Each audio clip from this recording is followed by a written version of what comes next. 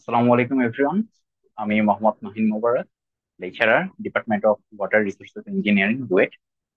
তো আমাদের machine learning এর মেশিন লার্নিং টিউটোরিয়ালের সেকেন্ড লেকচারে সবাইকে স্বাগতম। তো আমরা শুরুর লেকচার যেটা লেকচার 1, সেখানে আমরা দেখেছিলাম যে আমাদের কোন ডেটাগুলো আমরা আসলে ইউজ করব আমাদের এই পারপাসে, যে future distributed prediction using machine learning, এইটার জন্য। তো আমরা সেখানে সিমি 6 বা সিমি 5 এইসব ডেটা সম্পর্কে জেনেছিলাম। তো গত লেকচার থেকে আমরা একটা জিনিস ক্লিয়ার, যে আমাদের যখন আমরা এই মেশিন লার্নিং এ এই ধরনের একটা কাজ বা এই ধরনের একটা মডেল আমরা তৈরি করব, তো সেইটার জন্য আমাদের ফিউচার এবং পাস্ট দুইটাই আমাদের ডেটা লাগবে। এবং কি কি ডেটা লাগবে? মোটামুটি আমরা যদি চিন্তা করি, যেটা আমাদের হিস্টোরিক্যাল পিরিয়ড, আর এটা হচ্ছে আমাদের ফিউচার পিরিয়ড। তাহলে হিস্টোরিক্যাল পিরিয়ডের জন্য আমাদের, ধরো, আমরা খুব সিম্পল একটা মডেল আমরা তৈরি করতে যাচ্ছি, যেখানে আমাদের টার্গেট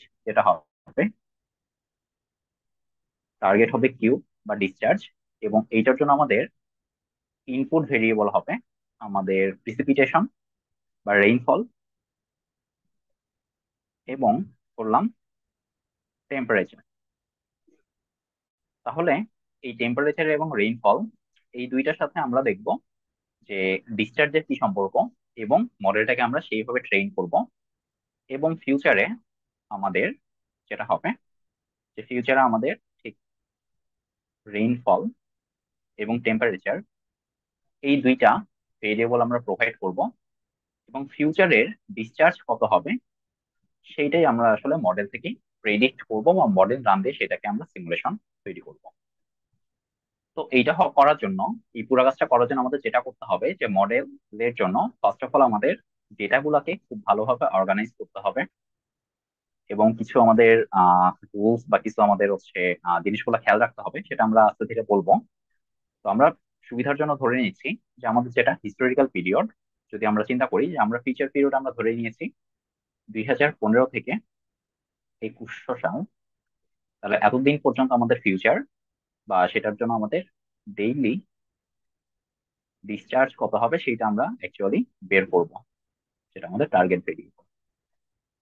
আচ্ছা, আর আমাদের হিস্টোরিক্যালের জন্য আমাদের যেটা করতে হবে, যে আমাদের 2014 পর্যন্ত, তার মানে আমরা অ্যাটলিস্ট 30 বছর পাস্টের যদি ডেটা আমরা ফলো করি, তাহলে 1985 থেকে 2014 এত দিনের, মোটামুটি এটা কত আমাদের 30 ইয়ার্স। এই 30 ইয়ার্স এর ডেইলি ডেটা লাগবে। তাহলে ডেইলি কোন ডেটা লাগবে? রেইনফল ডেটা লাগবে, টেম্পারেচার ডেটা লাগবে, এবং এইটার ডিসচার্জ ডেটা লাগবে। এবং এইভাবে আমরা মডেলটাকে ট্রেন করব এবং টেস্ট করব। টেস্ট করার পরে আমরা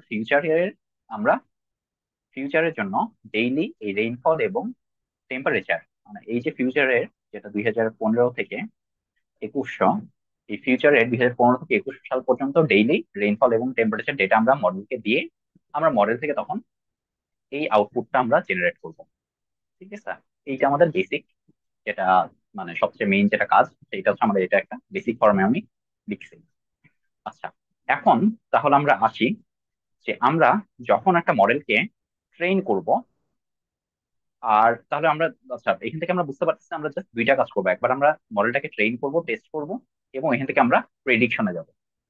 এটা আমাদের সেই প্রেডিকশনের পার্ট। এবং এইটা আমাদের মডেলকে ট্রেন করার পার্ট, অথবা টেস্ট করা। ট্রেন টেস্ট দুটাই থাকবে। যেটা হয়তো তোমরা হেকেজেমএস এ বা সোয়াটে যে কাজটা করছো সেটাকে তোমরা বলতা ক্যালিব্রেশন,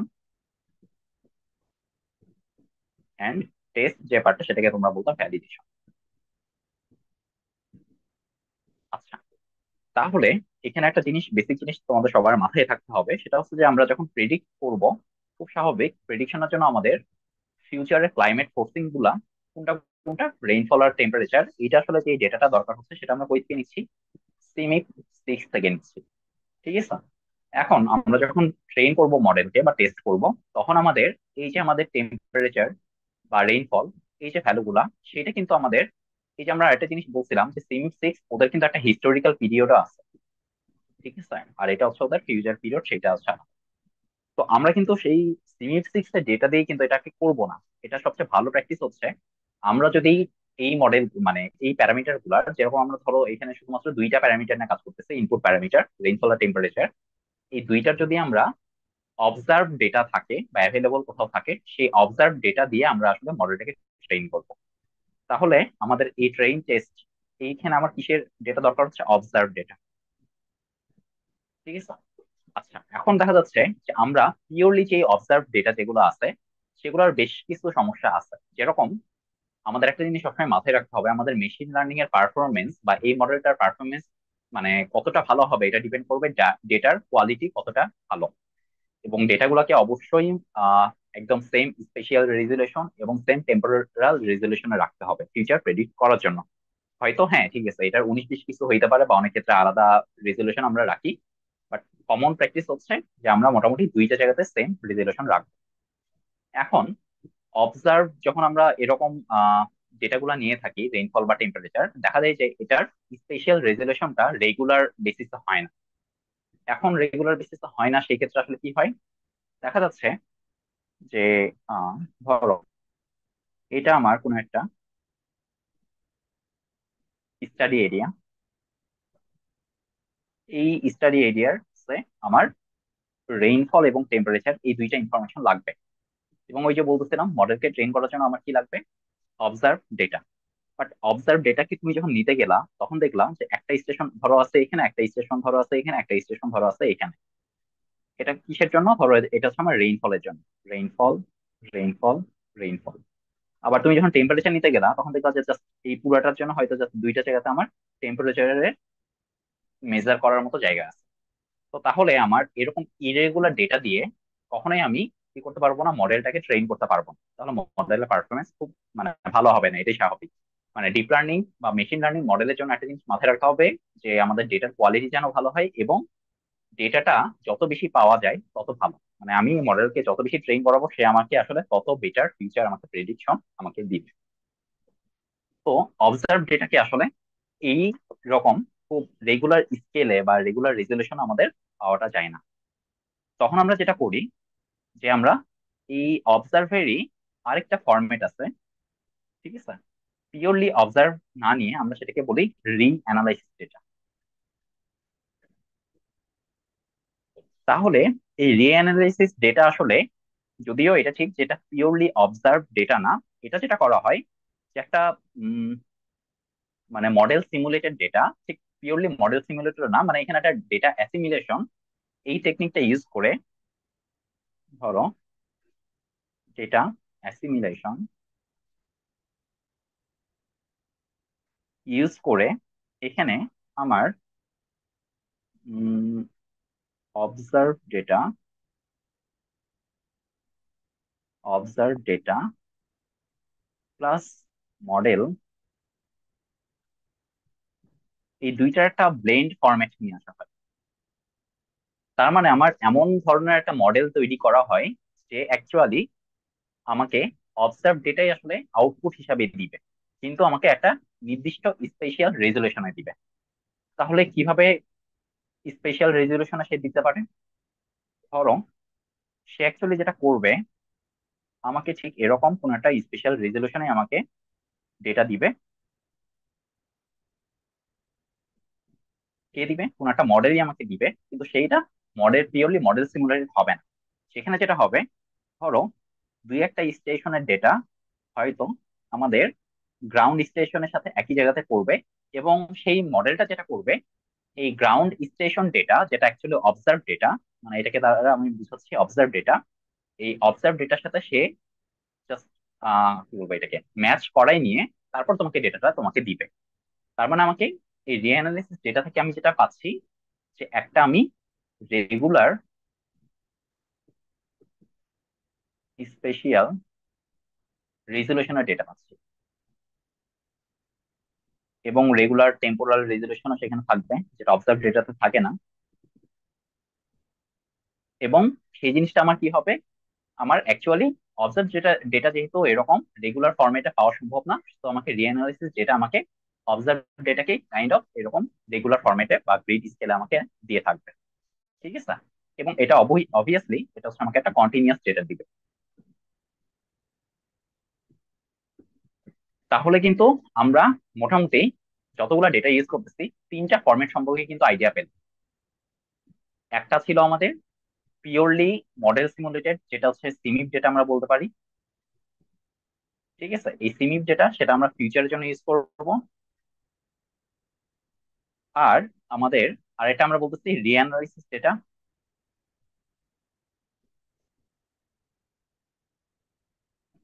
রিঅ্যানালিসিস যেটা আমরা কখন ইউজ করতেছি, যখন আমি অবজার্ভ ডেটাকে আমার যেই স্কেলে দরকার বা আমার যেই রেজলিউশনে দরকার সেই রেজলিউশনে যখন আমি পাচ্ছি না, তখন আমি রিঅ্যানালিসিস ডেটাকে ইউজ করতেছি। কি হিসাবে ইউজ করতেছি, এটাকে আমি অবজার্ভ ডেটা হিসাবে ইউজ করতেছি। এবং এটা কখন দরকার হচ্ছে, আমার মডেল ট্রেনিং এ দরকার হচ্ছে বা টেস্টিং এ দরকার হচ্ছে। Training and testing.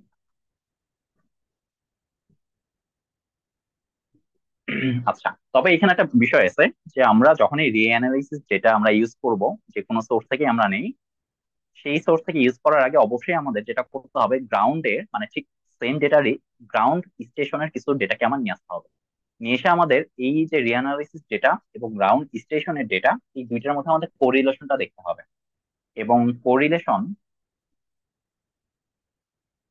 যদি গ্রেটার দ্যান মোটামুটি 80% হয়, তাহলে আমরা আসলে এটাকে মডেল ট্রেনিং টেস্টিং এর জন্য ইউজ করতে পারি। তো 80% মোটামুটি একটা থ্রেশহোল্ড ভ্যালু ধরা হয়। এটা মডেল স্পেসিফিক না, মানে ধরো কিছু কিছু মডেলে এটা চেয়ে বেশি দরকার, আবার কিছু কিছু মডেলে এটা চেয়ে একটু কম হলেও হয়। তো অন এভারেজ আমরা 80%-এর বেশি কোরিলেশন যেন থাকে, এইটা ইনশিওর করার চেষ্টা করব। তাহলে আমরা সিমিপ 6 যে ডেটা, সেটা আগে বলছিলাম সোর্স কি ছিল আমাদের, কোপারনিকাস। কোপারনিকাস। আর এই যে রিঅ্যানালিসিস ডেটা, যে রিঅ্যানালিসিস ডেটাতে আমরা ক্লাইমেট ফোর্সিং গুলা বের করবো। এবং আমাদের যেটা কাজের পারপাস, সেটা হচ্ছে আমাদের রেইনফল এবং টেম্পারেচার ডেটা। এই দুইটা জিনিস আমাদের লাগবে। এবং এটা আমরা কই থেকে নিব, বেশ কিছু ওয়েবসাইট আছে। যেরকম একটা আছে ইরা 5, সরি, ইরা 5 রিঅ্যানালাইসিস ডেটা। তারপরে হচ্ছে আরেকটা আছে WFDE 5। এটা ইরা 5-এরই আরেকটা ফরম্যাট। এবং আরেকটা ওয়েবসাইট আছে আমাদের অ্যাফ্রোডেট। এইসব জায়গা থেকে আমরা মোটামুটি হিস্টোরিক্যাল ডেটাগুলো আমরা পেয়ে থাকবো, হিস্টোরিক্যাল অবজার্ভ ডেটা। বা আরেকটু ক্লিয়ারলি বললে, যে যেহেতু আমরা অবজার্ভ পাচ্ছি না, আমরা রিঅ্যানালাইসিস ডেটাগুলো পেয়ে থাকবো।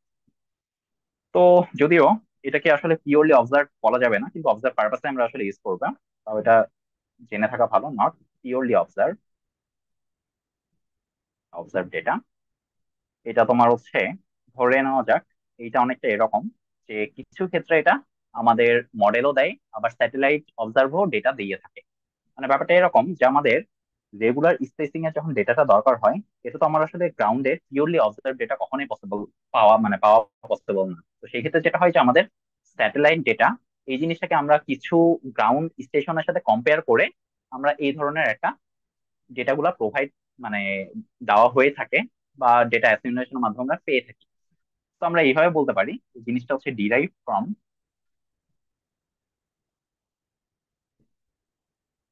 Multiple satellite and ground based sources. ঠিক আছে। তো এটাকে তুমি, তাহলে হচ্ছে এই যে তোমার কি বলে, এটাকে আমরা দুইটা সোর্স থেকে নিচ্ছি, কিভাবে নিব সেটা ডেটা অ্যাসিমিলেশন আর একটা মার্জিং এর মাধ্যমে, ডেটা মার্জিং যেটাকে বলা হয়ে থাকে। আর এই সোর্স গুলা থেকে আমাদের ডেটাগুলা ইউজ করার অ্যাডভান্টেজ কি হইতে পারে, একটা হচ্ছে মোটামুটি এই সোর্স গুলা বলা যায় গ্লোবালি ডেটা আমাদের প্রোভাইড করে, না গ্লোবালি অ্যাভেলেবল বলতে পারো। তুমি যেই রিজনে চাও সেই রিজনের ডেটা নিতে হবে, অথবা পুরো গ্লোবের ডেটা একসাথে কিছু কিছু গুলো আবার দিয়ে থাকে, তোমার তখন নির্দিষ্ট পোর্শন ক্লিক করে নিতে হবে। এবং সুবিধা হচ্ছে এটা একটা গ্রিডেড ডেটা, মানে একটা সার্টেন স্পেশাল রেজলিউশন সে মেনটেন করে। সার্টেন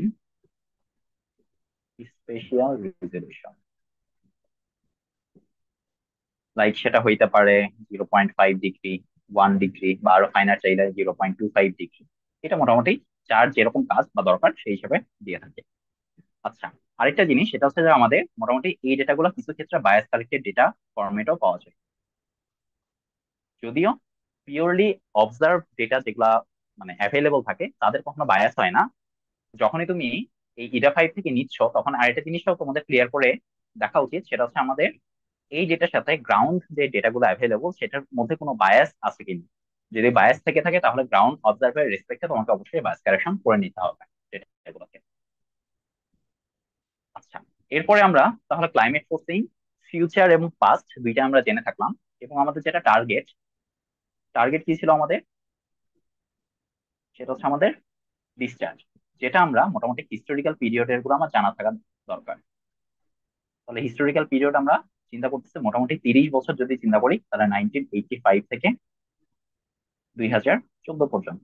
এইটার আমার ডেইলি ডিসচার্জ এইটা জানা দরকার। তো এই ডেটা কই থেকে পাবো? এই ডেটা অ্যাকচুয়ালি বিডব্লিউডিবি থেকেই আমরা অ্যাপ্লিকেশন করে পার্টিকুলার রিভার বা পার্টিকুলার স্টেশনের জন্য আমাদের এই ডেটাগুলো পেয়ে যাবো আর কি। তো ওরা অ্যাকচুয়ালি যেটা করে সেটা হচ্ছে ওরা ওই স্টেশন বা পার্টিকুলার কোন একটা রিভারের একটা পয়েন্টে ওরা কিন্তু প্রত্যেক দিনের ডিসচার্জ মেজার করে না, বাট প্রতিদিন মোটামুটি যেটা করে ওয়াটার লেভেলটা মেজার করে। ঠিক আছে, ওখানে স্কেল বা গেজ ওইভাবেই লাগানো আছে, তারা প্রতিদিন যায় ওখানে স্কেলে দেখে যে ওয়াটার লেভেল কত, তো তারা একটা রেকর্ড রাখে। হ্যাঁ, এখানে দুই একদিন তোমার মিসও থাকতে পারে, সেগুলো অবশ্যই ওই মিসিং যেটাগুলা ইন্টারপোলেশনের থ্রুতে এটা আমার কভার করতে হবে। কারণ আমরা যখন এই মেশিন লার্নিং কে ট্রেন করব তখন অ্যাকচুয়ালি আমরা কি করি, একটা টাইম সিরিজ প্রোভাইড করি। এবং টাইম সিরিজটা আমার যেটা হবে সেখানে কোনো মিসিং ডেটা থাকা যাবে না। মিসিং ডেটা থাকলে তখন এটা ভুলভাবে সে ইন্টারপ্রেট করতে পারে। তো আমাদের অবশ্যই সেটা মিসিং ডেটা থাকলে সেটাকে ইন্টারপোলেশন করে আমাদের কন্টিনিউয়াস ডেটাতে কনভার্ট করে নিতে হবে। আচ্ছা, তো তাহলে ওরা যেটা করে প্রত্যেক দিনের মেশিন ওয়াটার লেভেলটা থাকে, এবং ওরা যেটা করে মান্থলি দুইবার, মান্থলি দুইটা করে ডেটা থাকে যেটা ওদের ডিসচার্জ। তো এইটার থ্রুতে ওরা যেটা করে সেটা হচ্ছে একটা রেটিং কার্ভ দিয়ে থাকে। অথবা তুমি নিজে চাইলেও তোমার নিজের মতো করে রেটিং কার্ভ জেনারেট করে নিতে পারো, যে মান্থলি দুইটা করে ডিসচার্জ ডেটা পাবা, এবং মান্থলি মানে তোমার হচ্ছে 30 দিনের তুমি ওয়াটার লেভেল যেটা পাবা সেখান থেকে তুমি একটা কার্ভ জেনারেট করতে পারো বা ওদের থেকেও তুমি নিতে পারো। তো এই ধরনের কার্ভটা আসবে সেটা হচ্ছে তোমার স্টেজ অথবা ওয়াটার লেভেল যেটাই বলো, সেটা হচ্ছে ওয়াই অ্যাক্সিস, আর এক্স অ্যাক্সিস বরাবর তোমার হচ্ছে ডিসচার্জ। তখন তুমি প্রত্যেক দিনের স্টেজের জন্য তুমি প্রতিদিনের কি বলে এটাকে ডিসচার্জটা পেয়ে থাকবা, তাহলে ডিসচার্জের আমার একটা কন্টিনিউয়াস যেটা আমরা পেয়ে গেলাম। তাহলে এইভাবে আমাদের মোটামুটি মডেল তৈরির জন্য যে ডেটাগুলো যেই সোর্স থেকে দরকার আমাদের এইভাবে আমরা পেয়ে যাব। আচ্ছা, এখন ডেটা নেওয়ার পরে অবভিয়াসলি আমাদের একটা চেক দিতে হবে যে মডেলে, ওই যে বলতেছিলাম যে মেশিন লার্নিং মডেল কত ভালো আসলে কাজ করবে এটা অনেকটাই ডিপেন্ড করে ডেটার কোয়ালিটি কি এরকম। তুমি তুমি ধরো ডিসচার্জ যেটা তুমি বিডালুর ডিবি থেকে কালেক্ট করলা, তো ওদের কিন্তু সবগুলা ডেটাই যে একদম অ্যাকিউরেট বা পিওর থাকবে তা না। ওদের মধ্যে কিছু ক্ষেত্রে কিছু ভুল ডেটাও থাকতে পারে, সেটা তোমাকে আইডেন্টিফাই করা শিখতে হবে। তো কিভাবে তুমি শিখবা, বা ধরো আইডেন্টিফাই করার অনেক রকম মেথড আছে।